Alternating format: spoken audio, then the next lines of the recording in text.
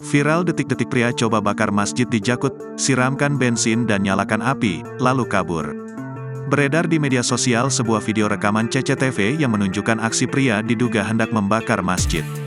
Dalam video yang diunggah oleh pemilik akun Instagram @jakut.info, diketahui peristiwa itu terjadi di Masjid Jami Al-Falah, Sunterjaya, Tanjung Priok, Jakarta Utara pada Rabu, tanggal 24 Januari tahun 2024.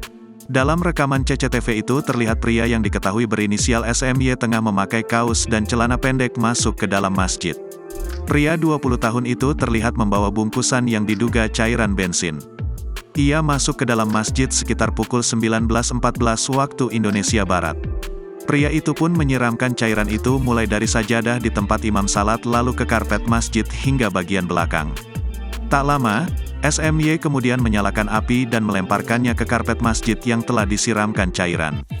Kobaran api merambat dengan cepat sehingga membakar bagian tengah karpet masjid yang berwarna merah hingga ke sajadah. Setelah melakukan aksinya, SMY pun melarikan diri setelah api membesar. Beruntung, warga yang melihat adanya api di dalam masjid langsung berusaha memadamkan sehingga kebakaran tidak membesar. Dilansir dari Kompas.com, Kapolsek Tanjung Priok Kompol Nazirwan mengatakan, pihaknya langsung mendatangi tempat kejadian perkara, setelah mendapatkan informasi soal adanya kebakaran masjid. Ketika melakukan olah TKP, polisi mendapati karpet masjid sudah hangus terbakar. Kemudian, polisi pun melakukan penyelidikan dan memeriksa saksi sampai akhirnya menangkap SMY di rumah kontrakannya pada Kamis, tanggal 25 Januari tahun 2024. Nazirawan berujar, saat ini pelaku masih diperiksa. Dia memastikan, pelaku bertempat tinggal di Kelurahan Sunterjaya. Polisi menyebut warga kerap melihat SMY beribadah di masjid tersebut. Lebih lanjut, kini polisi tengah mendalami kondisi kejiwaan yang bersangkutan.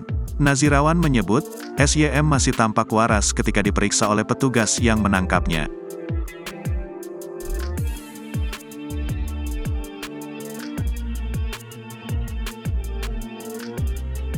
Download Tribun X sekarang, menghadirkan lokal menjadi Indonesia.